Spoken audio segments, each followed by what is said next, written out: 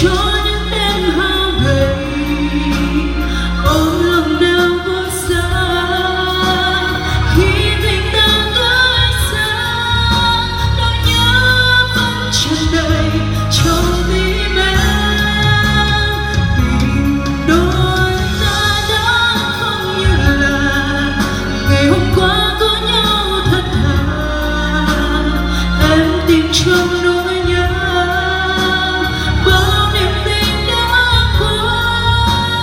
Đó chỉ là điều tuyệt vời mà em muốn có anh trong cuộc đời.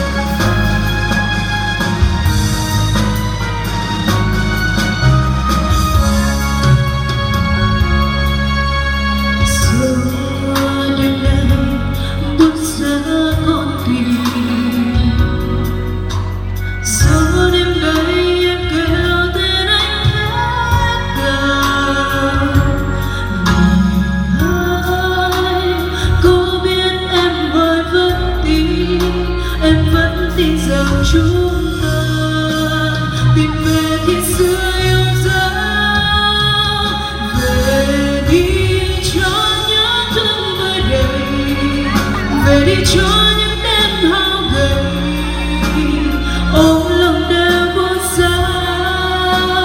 Khi tình ta cách xa, nỗi nhớ vẫn tràn đầy trong tim em.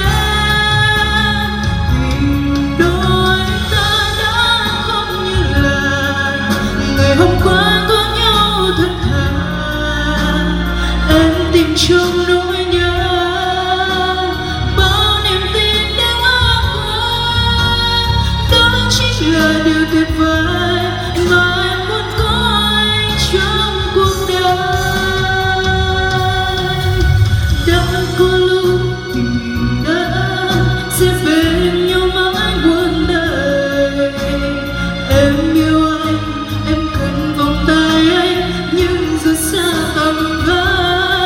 Và em biết chỉ cần vòng tay anh sẽ quên đi những đêm dài đã cô đơn suốt bao ngày. Hãy về đây với em, với em.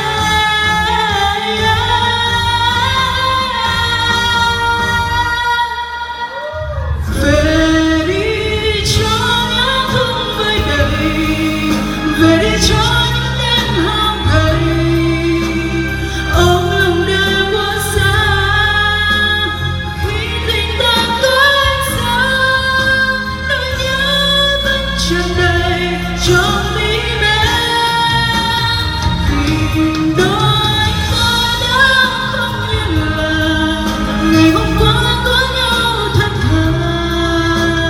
Em tìm trong nỗi nhớ bao niềm tin đã qua. Đó chỉ là điều tuyệt vời mà